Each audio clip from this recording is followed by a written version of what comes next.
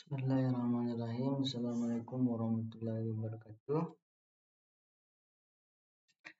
Alhamdulillahirrahmanirrahim. Allahumma shalli ala sayyidina Muhammad wa ala sayyidina Muhammad. Selamat malam untuk mahasiswa-mahasiswi yang mengambil mata kuliah Sistem Informasi ya. Semoga Anda semua dalam keadaan sehat walafiat. Amin ya rabbal. Pada kesempatan malam ini kita akan lanjutkan tentang sistem informasi. Sebelumnya sudah kita bahas tentang apa itu konsep dasar sistem. Di pertemuan sebelumnya bahwa konsep dasar sistem itu merupakan seperti tubuh manusia ya, yang saling berhubungan satu dengan yang lain. Tujuannya adalah untuk mencapai target yang sudah ditetapkan sebelumnya. Nah, jika salah satu dari komponen dari sistem itu rusak, maka organisasi tersebut tidak akan berjalan dengan baik ya. Nah, pada pertemuan malam ini adalah lanjutan dari sebelumnya. Jadi sistem itu bisa dimasukkan juga ke dalam organisasi ya. Jadi perannya sangat penting untuk berjalannya organisasi dengan baik ya. Nah, untuk pertemuan ini adalah organisasi, perilaku organisasi ya. Jadi dia sebenarnya membutuhkan sistem ya. Tanpa sistem maka organisasi tersebut tidak akan berjalan dengan baik. Nah, sistem ini saling support ya, saling membantu, saling melengkapi seperti di tubuh kita ya. Mau di dalam, mau kelihatan maupun tidak kelihatan, semua memiliki peran ya untuk kita bagaimana tetap bisa hidup hingga saat sekarang. Nah, di layar Anda ya, ada beberapa definisi tentang perilaku organisasi. Yang pertama adalah isinya tentang cara berpikir ya. Karena dalam organisasi ini banyak sangat banyak orang yang yang asalnya dari bermacam-macam cara berpikir ya. Ada yang berasal dari Jawa ya, ada yang berasal dari Medan, ada yang berasal dari Sumatera Barat, ada yang dari Kalimantan ya, mungkin ada yang dari Papua. Nah, setiap ada orang yang atau setiap human resource atau yang ada di dalam organisasi itu ya memiliki cara berpikir yang berbeda ya. Dan mereka berpikir berdasarkan dan mereka berperilaku dalam organisasi tersebut berdasarkan cara berpikir mereka ya. Jika orang Jawa memiliki cara berpikir ketika diimigrasikan oleh Soeharto pada zaman dahulu, maka yang pertama dia cari adalah lahan ya. Lahan yang luas, lahan yang lapang yang bisa untuk cocok tanam ya. Karena menurut mereka dengan bercocok tanam maka kesejahteraan mereka akan semakin baik, dan fakta ini pun berhasil ya. Kita lihat di Trans ya, di provinsi Riau ini mereka berhasil untuk membangun kebun ya, kebun sawit, kebun kelapa dan bertani dan sebagainya. Nah, ini cara berpikir ini dibawa dari daerah masing-masing. Berbeda juga dengan orang Sumatera Barat ya, ketika dia datang ke suatu daerah, maka yang pertama dia cari bukan kebun ya, bukan tempat tinggal, tapi yang pertama dia cari adalah pasar ya. Nah, di pola pikir asalnya terlebih dahulu dan tempat yang dahulu bahwa kalau mau sukses ya harus entrepreneurship ya, atau disebut juga dengan manggale atau menjual atau berjualan di pasar. Nah, begitu juga dengan orang Medan ya. Mungkin orang Medan hampir sama juga antara orang Jawa dan orang Minang ya, ada yang sebagian di kebun, ada yang sebagian di pasar ya. Jadi ini cara berpikirnya dibawa oleh tempat asalnya di mana dia berasal. Berikutnya, nah perilaku ini juga di dalam organisasi multidisiplin ya. Beda pendidikan, beda pengetahuan, beda asal, nah beda keahlian ya. Tapi mereka saling bekerja sama satu dengan yang lain untuk mencapai tujuan dari organisasi.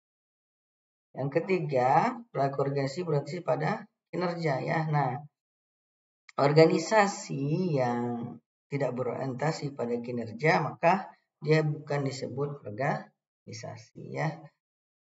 Yang profit, yang menguntungkan. Karena sebenarnya organisasi diciptakan adalah untuk mencapai suatu kinerja yang sudah ditetapkan. Baik itu yang untuk organisasi sosial ya seperti Palang Merah Indonesia, seperti dinas sosial, seperti PNS ya yang melayani masyarakat ya. Nah, seperti lembaga-lembaga sosial ya. Nah, itu sebenarnya dia juga punya kinerja ya, punya target yang ingin dia capai ya. Nah, bagaimana organisasi bisa mencapai target atau kinerja yang sudah ditetapkan? Maka cara berpikir ya, terus cara pengetahuan ya, cara berpikir, pengetahuan yang dimiliki oleh SDM yang ada dalam organisasi berkolaborasi ya, bersinergi, bekerja sama untuk mencapai tujuan organisasi ya. Mungkin dia punya keahlian di bidang mekanik ya, maka dia diploting di bagian mekanik. Mungkin dia keahliannya di bidang administrasi ya, maka dia ditempatkan di administrasi. Mungkin dia punya badan yang kuat, fisik yang kuat ya, dan prima, maka dia letakkan di security ya, menjaga keamanan. Nah, masing-masing dari organisasi, komponen-komponen dan SDM tersebut saling berkolaborasi dari cara berpikir, asal pendidikan dan sebagainya, yang berbeda keahlian dan pengetahuan disatukan dengan tujuan adalah untuk mencapai kinerja yang lebih baik di masa yang akan datang. Nah, berikut juga lingkungan eksternal ya, itu mempengaruhi secara signifikan. Karena organisasi yang tidak melakukan perubahan terhadap lingkungan eksternal maka dia tidak akan bertahan lama. Seperti sekarang ya, semua sudah beralih ke mobile ya, sudah ke internet. Suka ataupun tidak suka ya, kita harus move, harus change, harus berubah mengikuti perkembangan kondisi saat ini.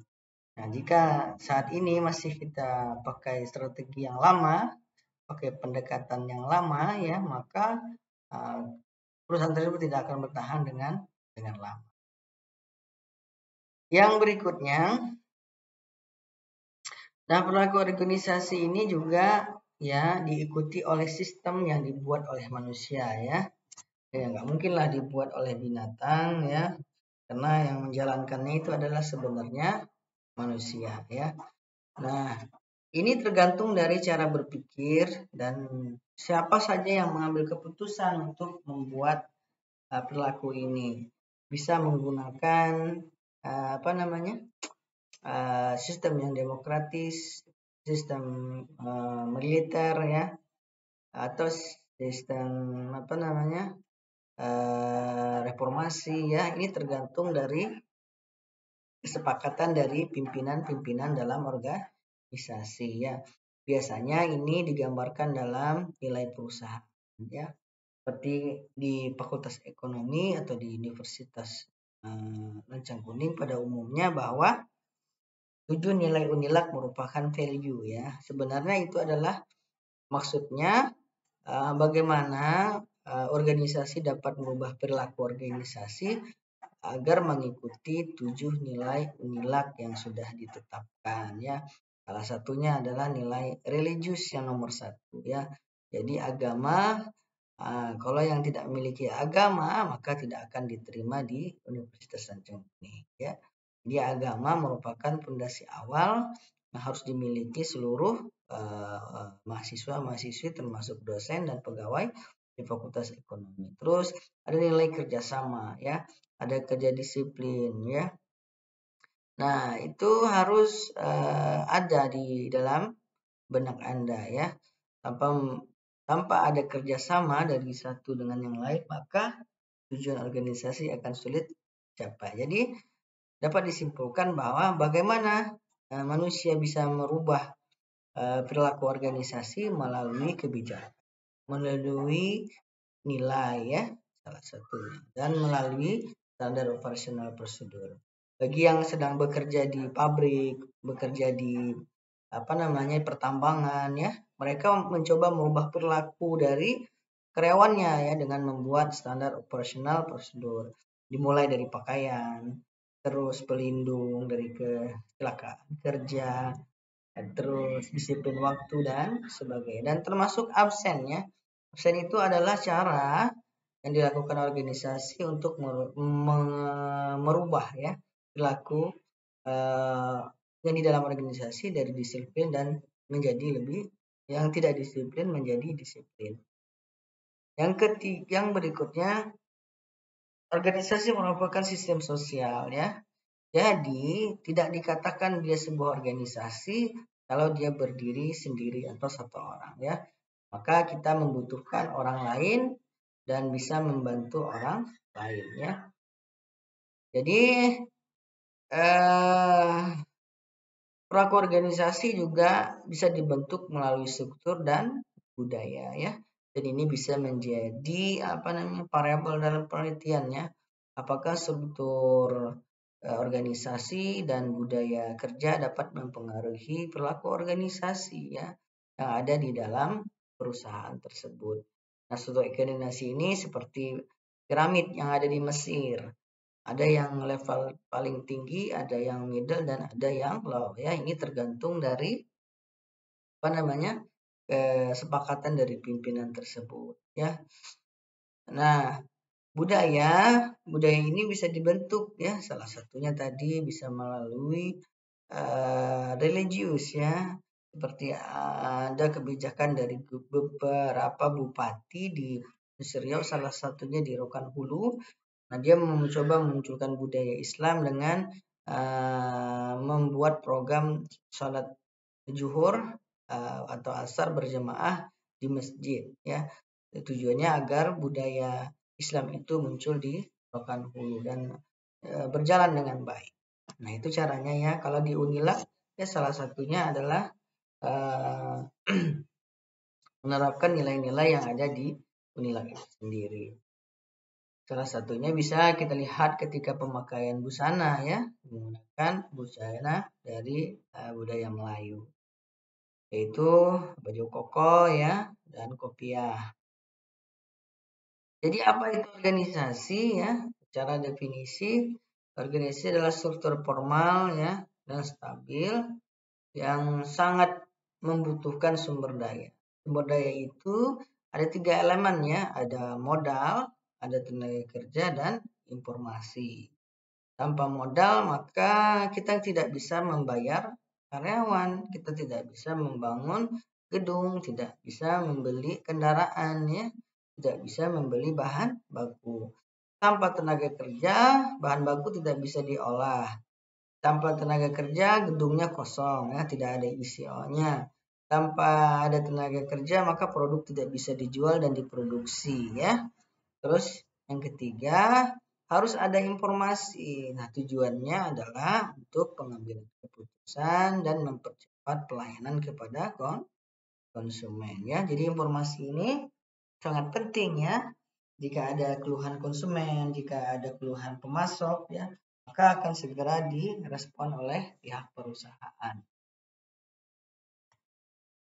Nah, karakteristik struktur organisasi. Jadi organisasi itu bisa dikatakan sebuah organisasi jika ada 6 karakteristik ya. Pertama adalah harus ada pembagian tugas yang jelas ya. Makanya dibuatlah struktur organisasi. Pimpinan tugasnya apa ya, manajer tugasnya apa, supervisor tugasnya apa. karyawan tugasnya apa ya, dari top sampai yang low ada pembagian tugas. Terus ada hierarki, ada tingkatan ya. Ada yang top, middle, dan low seperti piramid yang ada di Mesir. Terus harus ada aturan ya. Nah, seperti di Fakultas Ekonomi ada aturan. Misalnya aturannya harus pakai, kalau ke kampus tidak boleh pakai sendal jepit, harus pakai ya apa namanya, harus pakai sepatu, pakai baju yang sopan ya. Tidak, terus apa namanya, cara berkomunikasinya ya, semua diatur, ya, ditetapkan dalam etika mahasiswa. Ada juga namanya prosedur yang jelas atau disebut dengan SOP. SOP ini adalah tahapan menyelesaikan suatu pekerjaan. Ya, nanti ditentukan misalnya cara mendaftar untuk ujian proposal. Mungkin tahapnya satu adalah menyelesaikan administrasi atau sudah di ACC pembimbing 1 dan pembimbing 2 dan seterusnya hingga selesai ujian proposal. Itu disebut dengan SOP ya. Jadi ketika ada SOP ini maka jika ada pergantian pimpinan maka ini tidak akan sulit ya, karena sudah ada SOP-nya tinggal kita jalankan.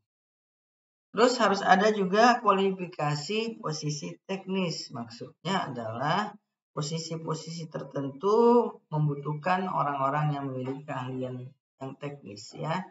Karena tidak semua orang bisa menggunakan komputer, tidak semua orang bisa jadi mekanik ya.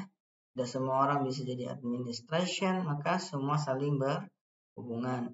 Yang terakhir, organisasi yang baik itu harus efisien ya. Jadi semakin luas, semakin banyak cabang dari struktur organisasi, maka organisasi tersebut tidak efisien ya. Tapi semakin ramping ya organisasi tersebut, maka akan semakin efisien.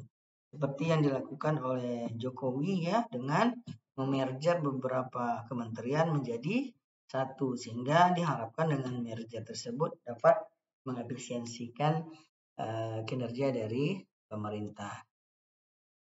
Jadi bagaimana organisasi mempengaruhi sistem informasi? Caranya adalah melalui keputusan. Keputusan itu diambil berdasarkan informasi. Tanpa informasi maka tidak akan ada keputusan ya. Yang ada berarti hanya hayalan ya. Apalagi Anda yang mahasiswa itu seluruhnya harus ada sumbernya ya, dan harus sumbernya yang akurat dan dapat dipertanggungjawabkan. Ini ada hubungan antara teknologi dan struktur organisasi. Jelas bahwa struktur organisasi berhubungan dengan tugas ya, sedangkan manusia berhubungan dengan teknologi ya. Maka tanpa teknologi maka manusia tidak bisa saat ini ya melakukan pekerjaannya ya. Bayangkan kita tidak bisa pakai motor ya, maka ketika mau kuliah maka akan terhambat. Dosen ketika mau membuat kuliah dia membutuhkan teknologi laptop dan internet, maka jika tidak terpenuhi maka akan menghambat proses belajar dan mengajar ya.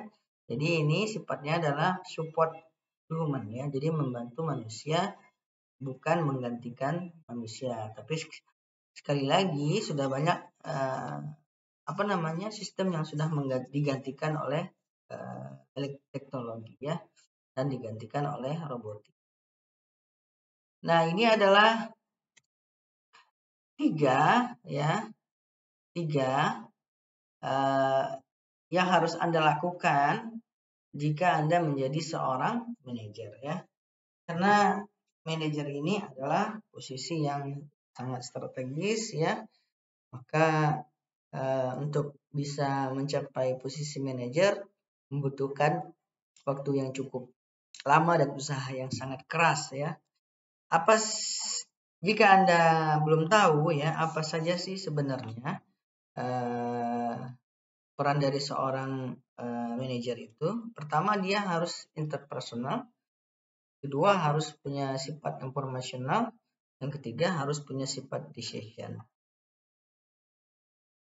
Nah, 3 aktivitas efektif para manajer adalah manajer harus menetapkan goal ya. Biasanya target ini ditetapkan di awal tahun dan akan dievaluasi di akhir tahun atau di bulan Desember ya. Dan manajer harus pandai juga membangun jaringan, baik jaringan sebagai pembeli atau membangun jaringan kepada pemasok ya.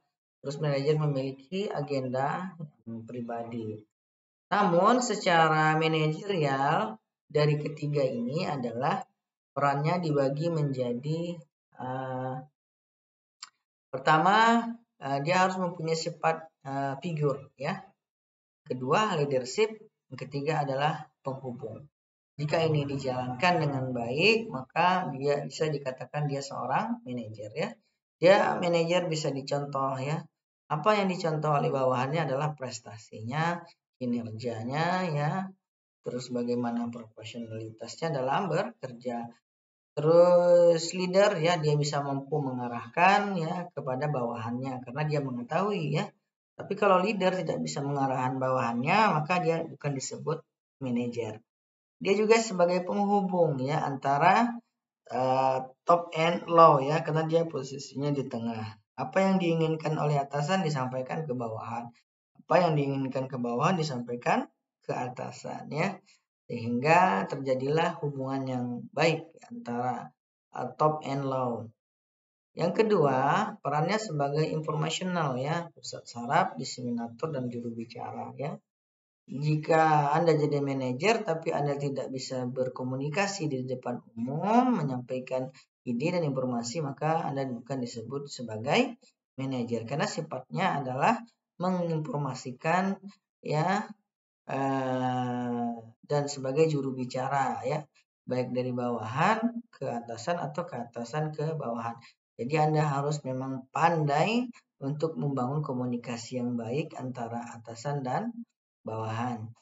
Yang berikutnya, yang ketiga, manajer harus punya sifat decisional ya, atau entrepreneurship atau kewirausahaan. Ya, ini harus ada di dalam diri manajer ya.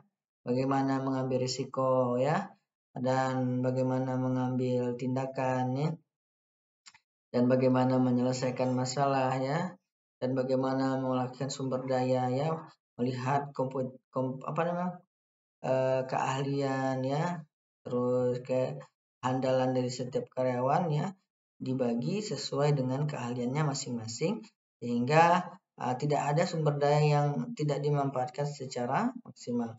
Yang terakhir harus ada kemampuan untuk negosiator ya, baik sebagai inisiator untuk pimpinannya atau bawahan ya, karena ini adalah suatu tugas yang cukup berat ya untuk mengkomunikasikan informasi dari bawah ke atas atau dari bawah atas ke bawah.